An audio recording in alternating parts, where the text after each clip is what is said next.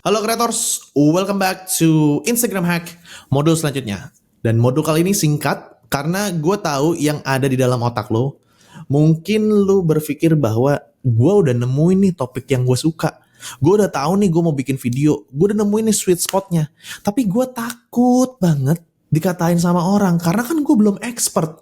Masa gue bikin konten, masa gue sharing sih?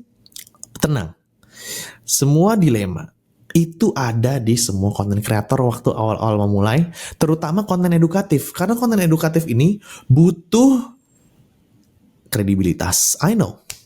But, ini kabar baiknya.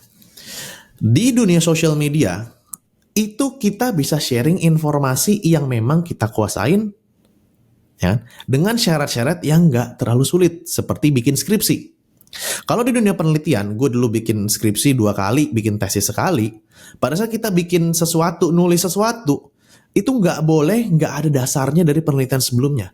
Dan penelitian sebelumnya juga harus dilihat, apakah ini udah obsolete tuh udah basi, dan dikarang oleh siapa, kayak gitu. Nah kalau di sosial media, khusus untuk ilmu-ilmu yang tidak membutuhkan gelar, tidak membutuhkan kredibilitas, tidak membutuhkan sertifikasi, itu lu boleh share.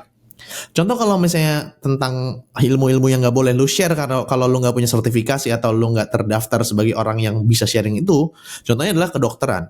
Nggak mungkin gue anak ekonomi sharing tentang ngoperasi jantung orang, nggak mungkin. Tapi lu bisa sharing hal-hal ilmu-ilmu yang memang lu pelajarin dan sifatnya lebih ke social science menurut gue. Ya, menurut gue ya.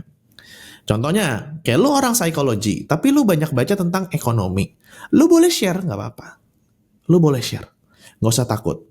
Nah, cara ngakalinnya, biar lu gak takut lagi, biar bisa share hal-hal yang berbau edukatif kepada orang-orang, itu lu boleh kasihin sumber.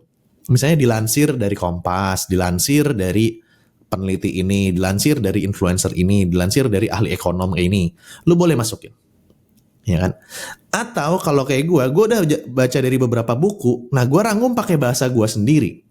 Jadi pada saat ditanya, ini ada dasarnya. Dasarnya karena gue udah baca buku ini, dan gue coba, dan gue rangkum prakteknya. Seperti itu. Oke? Nah, terus yang kedua, gak usah takut kalau misalnya lu belum jadi ahli untuk share. Kenapa? Karena orang yang punya interest terhadap sebuah topik, anggap gue punya interest terhadap digital marketer. Memang di luar sana ada yang lebih pengetahuan daripada lu. Bukan berarti nunjukin bahwa lu tuh nggak boleh sharing. Karena lu udah punya interest, udah punya ketertarikan, lu jadi 1 bab, 2 bab, 3 bab lebih maju daripada orang-orang yang nggak punya interest tersebut. Oke? Nah, nggak punya interest tuh maksudnya gimana? Dia suka topiknya, dia pengen belajar, tapi dia nggak ngedalemin. Nah, kalau lu kan ngedalemin nih, baca buku, baca informasi, cari informasi, ngulik, dan lain-lain. Lu udah bisa dibilangin bahwa lu punya kemampuan atau keahlian yang lebih daripada orang-orang pada umumnya. Jadi lu bisa sharing. Kayak gitu. Nah, selama lu share-nya itu nggak ngejualin, ya, itu nggak apa-apa. Lu baru boleh selling information pada saat informasinya itu udah lu kumpulin dan lu udah praktekin dan ada buktinya. Itu baru boleh. Jadi gak usah takut. Lu kalau misalnya mau share hal-hal yang berguna, bermanfaat, dan lu tahu ada dasarnya dan lu bisa pertanggungjawabkan hasilnya ke orang-orang lain, karena lu udah 1 step atau 2 bab lebih hebat daripada orang-orang lainnya. Dan apakah lu gak akan kedapatan followers kalau misalnya ada orang yang lebih pemahamannya lebih tinggi daripada lo? Tetap ada. Karena orang yang udah di atas, yang pemahamannya udah tinggi, kadang-kadang susah ngejelasin sama orang yang masih nol banget. Makanya butuh orang yang 1 stepnya di bawahnya dia, ya kan? Yang bisa ngejelasin.